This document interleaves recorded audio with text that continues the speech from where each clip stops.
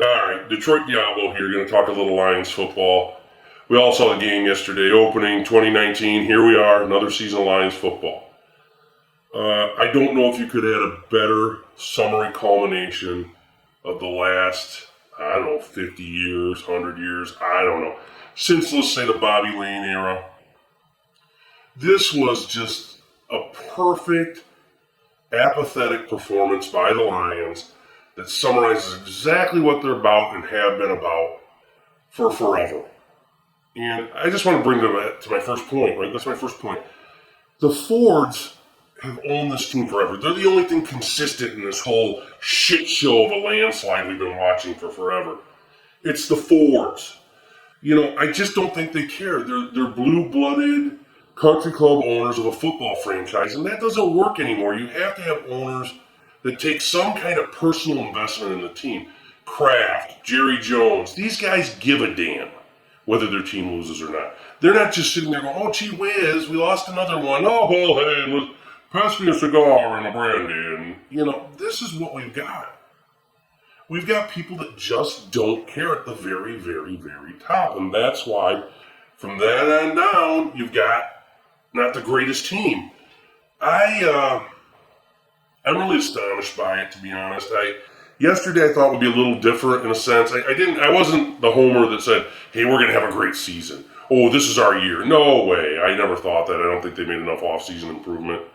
But I thought, yeah, okay, rookie head coach, rookie quarterback. We should be able to beat Arizona. And I thought we could beat them, relatively easily, meaning by 10 points or so. The reality is no.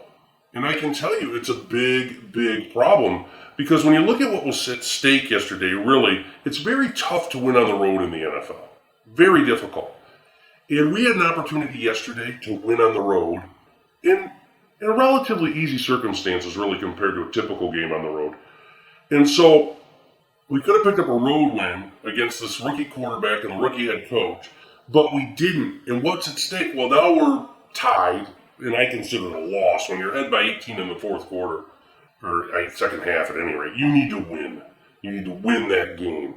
There's no excuse for this as professional coaches, athletes, people that have paid high amounts of money to let that kind of advantage just slip away. And you'd lose your job in any other industry immediately for that kind of crap. If you were a sales guy or something like that, you'd lose your job for that. Just letting things fall apart like that. And so anyhow, what's at stake? Well, now guess what we got coming? Chargers, Chiefs, Eagles, Packers, Vikings. Are you kidding me? We could literally be, 0-7 after that run? Those teams are all favored over us. We're favored here. And by the way, we went out and looked good initially, didn't we? We went out, they looked good. I will talk a little bit about the good. I probably should have opened up with the good. But with the Lions, it's hard to do. Because the good's like Pluto and the bad's like Jupiter. It's just the massive difference is incredible. But I will say this. Hawkinson looked like a great pick. I mean, he looks great. A lot of catches. You don't see all the blocking, but I think he was doing a great job blocking as well. Stafford was fantastic. Stafford, I'm so disappointed. It's like back in the Barry days. It's like, are we really going to waste this dude's career on this shit show? Stafford's a good quarterback. A lot of people, Stafford this, Stafford that. He had no help last year, none. I think he's great. I mean, he went out for over 300 yards. I don't know how many touchdowns he had, but he had a couple, I think, 1 or 2, maybe 3. I can't remember exactly how many touchdowns he threw for, But he had at least one to Hawkinson. I remember that one. And, and he had 2, right? Didn't he have one to Galladay? So I'm trying to think about the other one. I can't remember how he got the ball on the other time. But look. The fact of the matter is he played a great game, no interceptions. He outplayed Kyler Murray and really outplayed him. If you don't look at the total collapse of our defense in the fourth quarter, he really outplayed him. So hats off to those guys. Hats off to Stafford and Hawkinson. Thanks, guys. If we didn't have Matthew Stafford, oh my God, this team would be abysmal. It would be abysmal. It is already abysmal, so whatever's worse than abysmal, it would be that. Let's talk about the coaching. The coaches on this team, Matt Patricia, The dude is, hey, the Detroit Diablo is not in great shape, but I'm not walking around on freaking crutches. What in the hell is going on? Dude's up in his press conference, just like, yeah, well, you got to give credit to the Cardinals. They played a heck of a game. Yeah, no, dude, we got to give you blame, man. Are you kidding? This is a rookie head coach and a rookie freaking quarterback. Although the kid throws a nice ball, but he's a rookie. Then you've got, the coach is bringing in some college system into the pros. You should have annihilated them. You're supposed to be a defensive expert. How could you let a rookie quarterback lead that kind of comeback against your defense? What the hell was going on? I mean, you couldn't even stop the 2-point conversion. So many chances to stop this stuff. Everything went wrong. Calling timeouts on defense all the time. Are you kidding me? You never call a timeout on defense, and then the timeout to end all timeouts. That would have ended the game. I don't know why. Oh, we thought the play clock was running down. Don't worry about it. Don't worry about it. You thought the play clock... Oh, my God. It's just unbelievable. And to be honest, the play clock shouldn't be running down, right? You got to get it off on time. I don't know why are they not in and out of the huddle at the line of scrimmage in a reasonable amount of time to run the damn play. That's coaching too.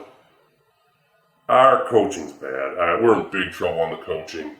Big, bad trouble. And I'm telling you, Patricia's not good. Unless he has a total turnaround, the man looks out of his depth out there. Very out of his depth. He's got to pick it up. That dude's got to pick it up.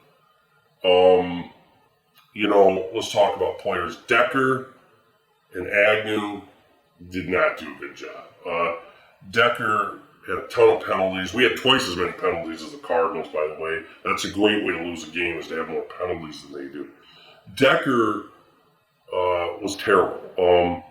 And I get it. Sometimes you're outclassed out there, but Suggs is a great player, but Suggs is old, man. I mean, Suggs is way past his prime. I mean, he's still a good football player, with all due respect to him, but I mean, he is way past his prime. I mean, Decker should be able to at least, handle him to some extent. But he couldn't, right? And so then we go back to coaching. What the hell? Double team. You got Jesse James. You went out and got Jesse James, right? If you want to use Hawkinson to catch the ball and all that, you don't want him involved in blocking Suggs, I don't know. Whatever. Put Jesse James over there and block him. Give the man some help. You can't just go through holding penalty after holding penalty after pressure after pressure after holding penalty. Coach it up, man. Get some help. You think Bill Belichick would sit there and just go, yeah, I'm going to let this dude destroy my left tackle all game and let Tom Brady get destroyed? No. He's going to do something about it, either schematically, quicker passes, or get some help, whatever. Agnew, look.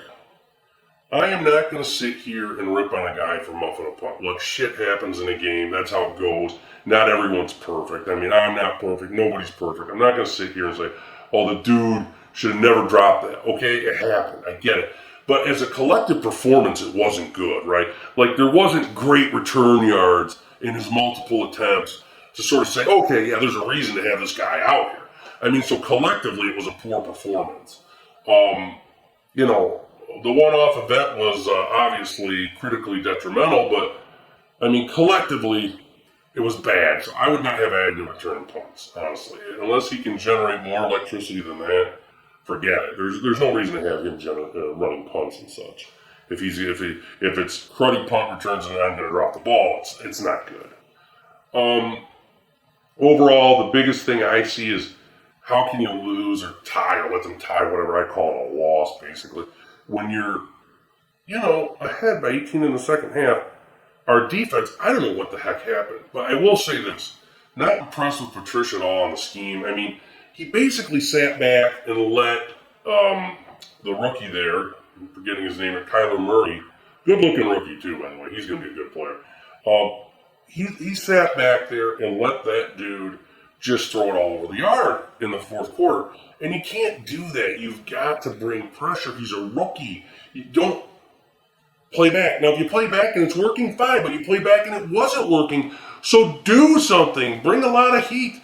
I saw him when he was under pressure. He made a lot of mistakes. He got sacked on the sideline. Should have thrown it out of bounds. Maybe create a fumble. They blocked a lot of his passes. Whatever. But overall, in the end, it's a horrible way to start. But it's so Lions. I mean, if they'd lost, it actually wouldn't be as Lions as what happened. Of course, they let it in, and then it's a ho-hum tie. They don't even let you really rip them because they didn't lose; they just tied. But it's a loss, guys. You got to beat rookies in this league, especially rookie quarterback head coach tandems. I hate to see what the Cardinals will do to the Lions in 3 or 4 years when Kyler Murray's a great player. It'll be ugly. And like I said, we're not. It's not like we got a bunch of cream puff games coming up. These are good teams, very good teams, and I would say right now to right the ship. And I don't know how they'll do it. I hope next week when I'm on doing this report, I'm talking about how they turned it all around. I doubt it, but they're up against Phillip Rivers and the Chargers. That's a tough game. But sadly, honestly, it might be one of the easier ones of the next 6 to 7 game slate coming up because the Packers, the Vikings, the Eagles, the Chiefs, are you kidding? They're good teams. And in this league, everyone's pretty much a good team. But, people, I guess, can pretty much pencil in it a win or at least a tie when they play the Lions. That's it. Detroit Diablo out.